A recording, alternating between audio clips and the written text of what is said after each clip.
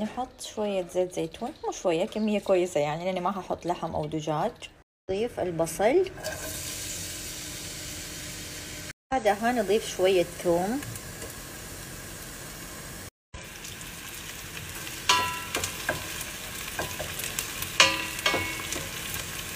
ونضيف عصير الطماطم. ممكن تحطوا معجون طماطم عندكم تخلطوها اللي متوفر. طيب دحين حضيف الدبة، احنا نقول لها دبة. قشرتها وشلت البذور من جوتها وقطعتها بهذه الطريقة.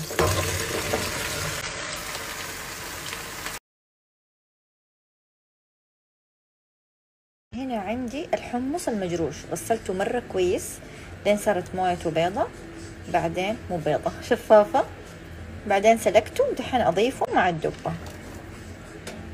أنا أحب الكمية كثيرة، انتوا حطوا على حسب ما تحبوا. طبعا الدبة سواء باللحم أو سادة من الأكلات المفضلة عندي، مرة أحبها.